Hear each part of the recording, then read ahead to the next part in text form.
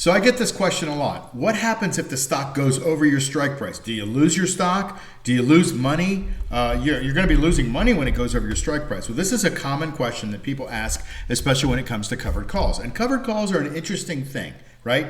You kind of want your stock to be moving up. You don't love it when your stock moves way up because you feel stupid that you put you put like a ceiling on it. But at the same time, that's the maximum amount you can make. So when you set out to do a covered call, you try to decide what the maximum amount that you can make realistically and probabilistically is, and then the covered call will kind of take care of itself. So I put out 2 videos over the last month. One was on October 7th. That was about Microsoft. And the other one was MicroStrategy, right? Interesting theme here, micro something, right? And that was on September 19th. So you can see those videos here. Now, on the Microsoft, let's talk about that first. That was an in-the-money call. Now, if you recall, I wasn't convinced that Microsoft was going to go a lot higher. So if you look at the chart over here, you could see Microsoft here on 10/7. It was just a few days ago. 10/7 was at, let's call it 409. So I thought, well, let's see what's going to happen at the 50-day moving average. And it's right at the 50-day moving average today. And so I said, let's try to focus on how much juice that we can make and just go in the money. So the in the money basically gives you some downside protection and it gives you the juice. Now the juice is a little bit less than it would be at the money.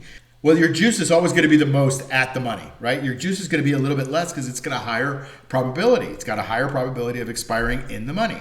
So we did the 400s. All right, I'm talking too much on that. On the MicroStrategy, we did the 150s. Now that was September 19th, and we did the 150s. I'll talk about those in just a second. Now I'm just going to put them on the screen, and you can kind of look at them. Now this is the big question. People ask me, well, Mark, what happens when the stock goes above the strike price? Well, in both of these cases, the stock is above the strike price. And it's way above it in one case, like MicroStrategy. And we left a little bit of out of the money room for MicroStrategy to go. I was telling you that I think that MicroStrategy is more of a breakout, is a nicer looking chart than Microsoft. Microsoft just didn't look to me that it was going to go higher. So I just decided to sell the 400s. Now, let's take a look at the numbers. Let's look at the Microsoft. And again, we want this stock to be at or above 400 by the time it expires. Now you can see we've got the November 1st, 2024s, right? And so they've got 17 days left on them. We traded those at 25.45 and there was some juice in there, right? Today they're at 23.50. They've actually gone down a little bit. But look at this. The P&L open is $950. So we've actually made money even though the stock is basically kind of the same, right, at the 50-day moving average, right? If you look overall, that's what that is showing, is that we've made $950, okay, in that whole position. Now, we've still got 17 days left to run on it, and the juice will run out, and that comes to us. So after expiration here on the 1st of November, we'll get all of the juice. And hopefully it'll be over $400 and we'll make that. Now, why does that happen? Before I go into why that happened, let's go into MicroStrategy real quick. So here's the chart on MicroStrategy. Now remember, on MicroStrategy, I was saying we should sell these 150s. Now we did this on September 19th. So we're gonna look at September, right in here, right there is where it was, right? And look at it, the stock was basically closing on that day at 144. So I left $6 for it to run. I didn't know it was going to go up, $60, but at least we went up above the strike price. So we set the 150 strike price right in here. Okay. Now we're not going to make any more money over 150. So let's look and see how much money we are at today. And there's still, you could see there's still 10 days left in this call before it expires. And you could see trade price is 12.75, but oh my God, the market price is 51. So are we losing money? Well, let's look at the P&L. The P&L says, no, Mark, you're not losing money.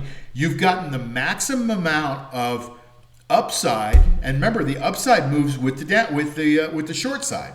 So every option is made up of 2 things: the in-the-money amount, and obviously, if it's out of the money, there's 0 in the money amount, right? So whatever it is in the money plus the time premium. Now, the time premium always shrinks as the days go by. Time premium always shrinks 100% of the time. Don't argue with me on this. Don't say you're losing money. You will, if you're short, the time premium always shrinks. So if it's $2, by the time it expires, it's zero. Period. And I don't care if the stock goes up $1 million. There is zero time premium left in it, okay? You've got to get that straight. In my system, what we're going for is we're going for the time premium. We kind of don't care what the stock does, because if the stock goes up 100 points and we own the stock, not the leaps, we get 100% of the move. So if it goes up 100 points, we gain 100 points on the bottom. We lose 100 points on the top. So those two offset. We keep the juice. We keep the time premium because we sell it here at $2 or whatever it is. And it's always going to be zero by definition. The time premium always expires. Do you get that? So many people ask me questions like, you're losing money, Mark, if you let the stock go up. No, you're not. Not if you focus on the time premium. Now, when you have leaps, like both these positions are, you have to account for delta. Now, that's a little more complicated, but if you have a delta of 95, if the stock goes up $100, you're going to get $95 on that base position, and you're going to lose $100 on the increase in the short position. So yes, you will lose a little bit of money, but hopefully you've got enough of time premium juice that you make up for it, especially if you do that over and over again, okay? So you've got to think about that when you go into the leap. Now, as your stock goes up, if it goes up $100, your delta is also going to go up. So you're not going to lose the full 95, but this can get a little bit wonky. Bottom line is you've got to remember that the in-the-money amount on the short side is offset by the in-the-money amount on the long side. And so you don't lose money there, especially if you have the stock. You only lose money if it goes up and it whipsaws you and you got to buy it higher and you got to go buy it lower and all that stuff. But on that trade, the money that you make is the difference between the in-the-money amount here and the in-the-money amount here, which should negate themselves, especially over time. But you get to keep the time premium. You get to keep the time premium 100% of the time if you hold it to expiration. If you focus on the juice, like I tell all my students, focus on the juice. The juice will set you free. That's the amount of money we're trying to make. So we're trying to pick up 1%, 1.5% a week. We're not trying to kill it. Unfortunately, we didn't know that the stock was going to go from 144 to 205 or whatever it went to. That's the way the cookie crumbles. We're not gamblers. We want to be on the other side of the table from the gambler, right?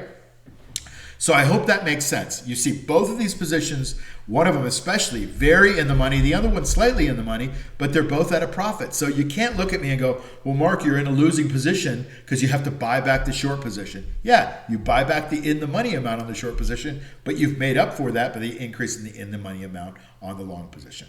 So I hope that kind of clears it up. Now, if you wanted to take some of my courses, I've got some links down below. You can go to my website. I have some courses, masterminds, all kinds of stuff for you. If you want to keep watching free videos here, we got it all here for you too. We just put it in a nice bundle in a course. And of course, I believe in a full immersion like we have in our mastermind. So hopefully I'll see you there on the inside. Otherwise, just keep watching me here on YouTube. Take care. See you on the next video. Bye.